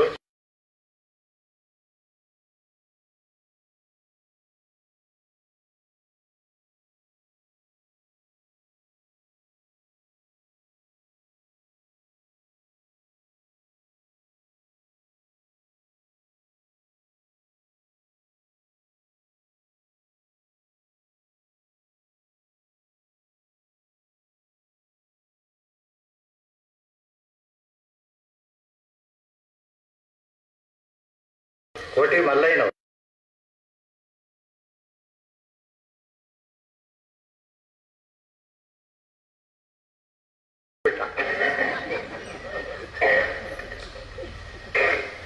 ಏನಪ್ಪ ತಗೊಂಡು ಒಳಗೆ ಕೂತ್ಕೊಂಡ ನಾವು ಹೊರಗೆ ನಿಂತೀವಿ. ಅವರು ಆ ಬೆಳ್ಳಿ ತಾಟು ಒಂದು ಬಟ್ಲ ಅಲ್ಲೇ ಇದ್ರಾಗ ಸುತ್ತಿ ಇರ್ತಾರ. ನಾವು ಹೊರಗೆ ನಾನು ಅದೇನಿ, ಅವ್ ಹೊರಗದಾನ. ಅದು ತಗೊಳ್ಳುವಾಗ ಸೊಪ್ಪಳಾತು, ಏನ್ ಮಾಡ್ತೀಯ ಅಂತ ನಾ ಕೇಳಿದೆ. ಸುಮ್ಮನೆ ಇದ್ದ ಅವ. ಅದ್ರ ಮ್ಯಾಲ ಆಸೆ ಬಹಳ ಇತ್ತು ಅವನಿಗೆ. ನಾನು ಮುಂದೆ ಹೋದ.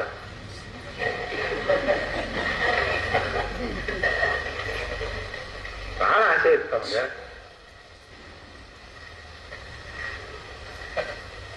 ಏನಪ್ಪ ಇಂಥವಾಗಿದ್ರೆ ಕರಪಾತ್ರೆ ಆಗ್ಲಿ, ಮಣ್ಣು ಪಾತ್ರೆ ಆಗ್ಲಿ, ದಾರು ಪಾತ್ರೆ ಆಗ್ಲಿ, ಇಂಥವಾಗಿದ್ರೆ ಯಾರು ಒಯ್ತಾರ ಅವನ್ನ? ಯಾರು ಹಿಡಿತಾರ ಅವನ್ನ? ಅದಕ್ಕೆ ಯಾರು ಕಲಿಯದಂತಹ ಜಿನಸನ ಅವ್ರಿಗೆ ಇಟ್ಟಾರ ಅವರು.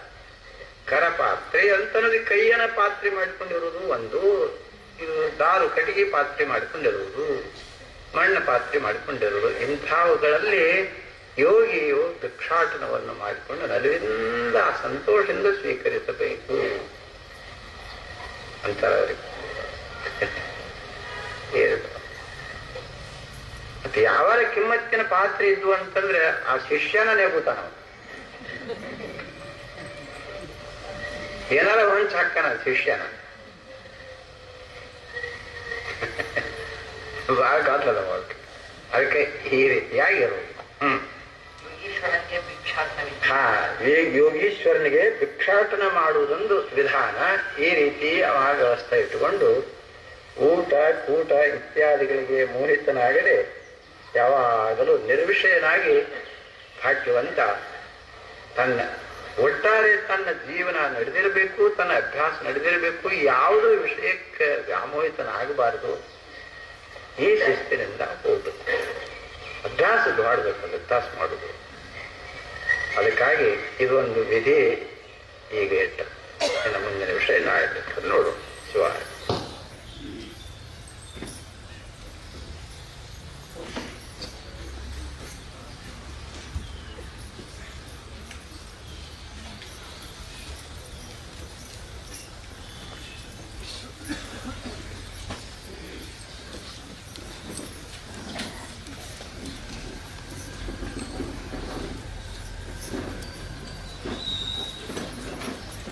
ಜ್ಯೋತಿ ಬೆಳಗುತ್ತಿದೆ ವಿಮಲ ಪರಂ, ಜ್ಯೋತಿ ಬೆಳಗುತ್ತಿದೆ. ಮಾತು ಮನಗಳಿಂದ ತತ್ತ ಮೀರಿದ, ಮಾತು ಮನಗಳಿಂದ ತತ್ತ ಮೀರಿದ ಸಾತಿಶಯದ ನಿರುಪಾಧಿಕ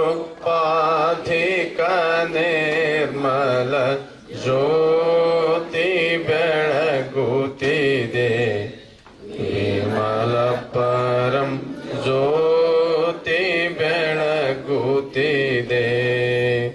ಶಿವಧರ್ಮನಾಳವೆಂತೆಂಬ ಕಂಬದ ಮೇಲೆ, ಶಿವಧರ್ಮನಾಳವೆಂತೆಂಬ ಕಂಬದ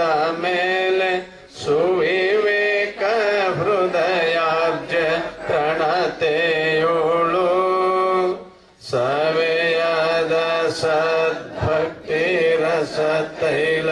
ದೇವಿದ ಪ್ರವಿಮಳ ಕಳೆಯಂಬ ಒತ್ತಿ ವೇಡಿದು ದಿವ್ಯ ಜ್ಯೋತಿ ಬೆಳಗುತ್ತಿದೆ. ಜ್ಯೋತಿ ಬೆಳಗುತ್ತಿದೆ.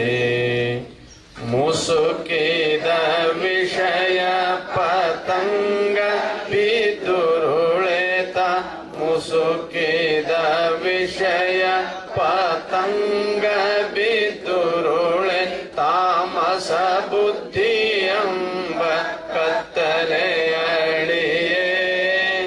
ಮಸಕಿ ಸುಜ್ಞಾನವೆಂತೆಂಬ ಪ್ರಭೆ ಪೊಸರಿಸಿ ಮಾಯಾ ಕಾಳಿಕ ಪೋರ್ಧತನುಪಮ ಜ್ಯೋತಿ ಬೆಳಗುತ್ತಿದೆ.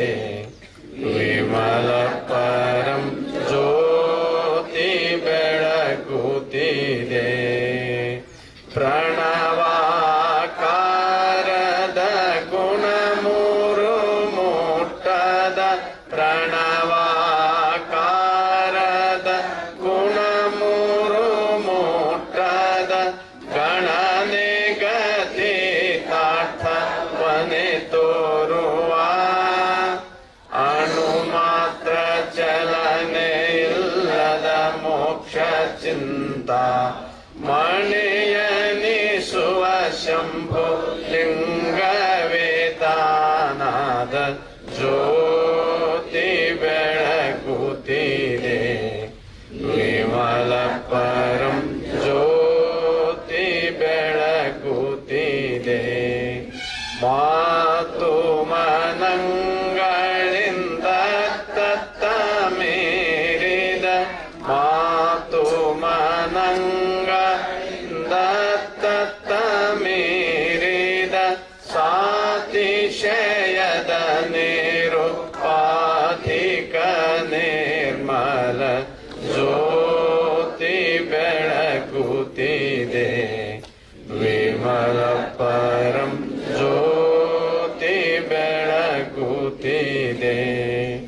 ಓಂ ಪೂರ್ಣಮದಃ ಪೂರ್ಣಮಿದಂ ಪೂರ್ಣಾತ್ ಪೂರ್ಣಮುದಚ್ಯತೆ ಪೂರ್ಣಸ್ಯ ಪೂರ್ಣಮಾದಾಯ ಪೂರ್ಣಮೇವಾವಶಿಷ್ಯತೆ. ಓಂ ಶಾಂತಿ ಶಾಂತಿ ಶಾಂತಿ.